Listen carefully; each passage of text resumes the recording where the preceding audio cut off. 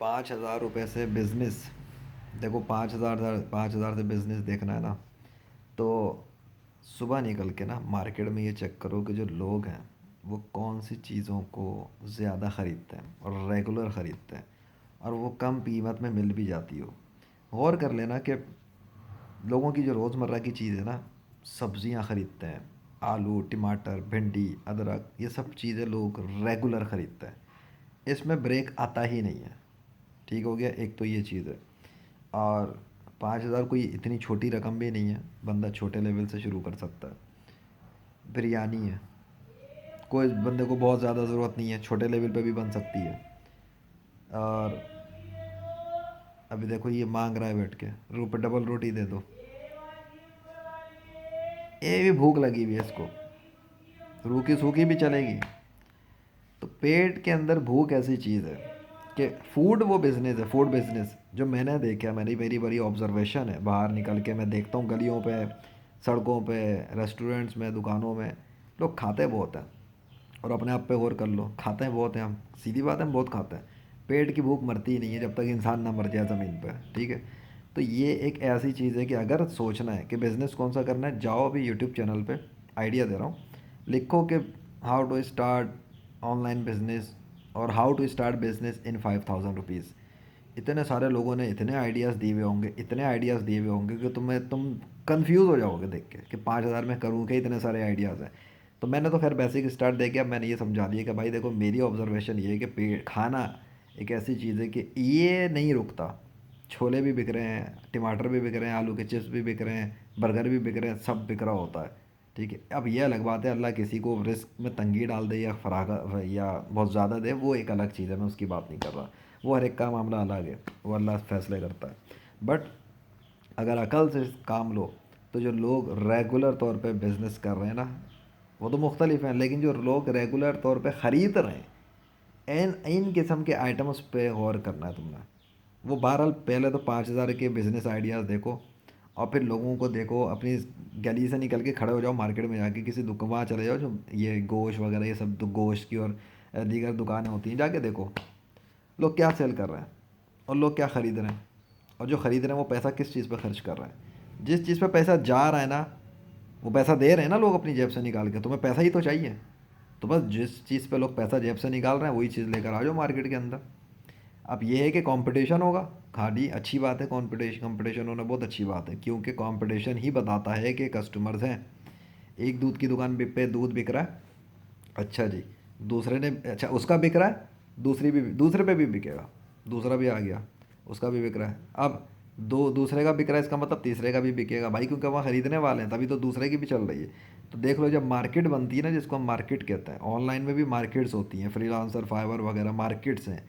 Market के अंदर आप मोबाइल मार्केट में चले जाओ, आपको पता होता है मोबाइल मार्केट है, उसका एक लफ्ज़ होता है मार्केट। वो बताता है कि मोबाइल की मार्केट। कस्टमर को भी पता होता है, अबे सरीना चले जाओ, फ़लाँ जगह चले जाओ, क्लिफ्टन चले जाओ, और ना तो जी ये फ़लाँ मार्केट है मोबाइल की, ये फ़लाँ स्टोर है इस चीज़ का। आने वाले को पहले ही पता होता है, पे मोबाइल मार्केट में मोबाइल बहुत मिलेंगे बाबा, आराम से जाके देखना है कहाँ से निकालना है, कहाँ से उठाना है। सुकून से जाता है बंदा, टेंशन फ्री होकर देखता है दुकान को। कस्टमर के साथ ज़्यादा है कि महंगी महंगी चल नहीं सकती, क्योंकि वहाँ जो लोग सेल कर रहे होते हैं उनको भी पता है, इधर हमने ज़्यादा हैंकी फैंकी की, दूसरी दुकानें बहुत सारी हैं, इधर से इधर पहुँचेगा, उधर से उधर, तो वो भी सोचते हैं कि भाई कम प्रॉफिट कर लो या फिर बेच दो, किसी तरह माल निकालो। तो इतनी नहीं चलती। हाँ, सिंगल दुकान हो किसी इलाके में और कोई ख़रीदने वाले इतने ज़्यादा ना हो, वहाँ वो अपने बंदा अपनी दादागिरी चलाता है कि भाई मेरे रेट तो इतने, लेना ले नहीं तो जा। तो वहाँ बंदा थोड़ा मजबूर हो जाता है, तो हम उसकी बात नहीं कर रहे। You need to understand this concept कि कंपटीशन हो और ज़्यादा दुकानें भी हों, तो उससे घबराना नहीं है आपने।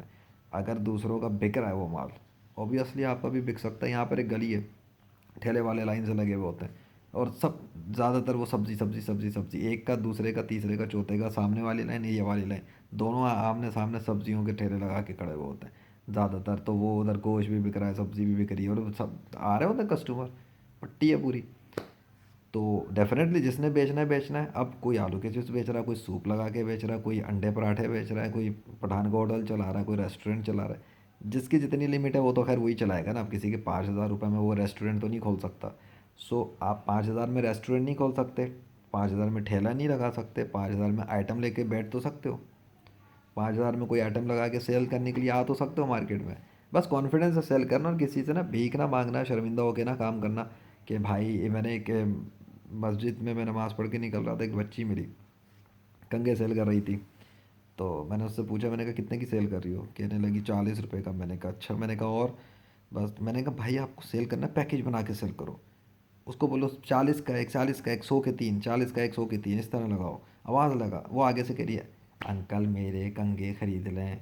मैंने कहा बेटा इस तरह तो आपको ऐसा लगेगा दूसरा तरस खा के ले रहा है, इस तरह तरस खा नहीं, आप सेल कर रहे हो, कस्ट योर बिजनेस। अब वो बच्ची छोटी सी थी, मैं उसको क्या इंग्लिश में बातें करता।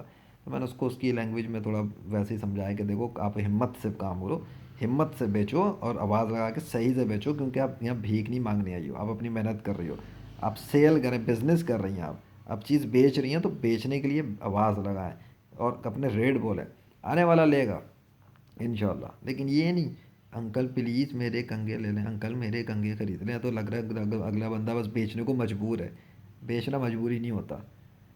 एक बड़ी सी बिल्डिंग की ब्रांड की इमारत लगा के बड़े बड़े वीआईपी एलीट क्लास के कपड़े लगा के सेल करने वाला बिजनेसमैन है, तो सड़क के ऊपर बगैर ठेले के सिर्फ एक पतीली रख के भी कोई बैठ के अगर बेच रहा है कोई चीज़, तो वो भी बिजनेसमैन है।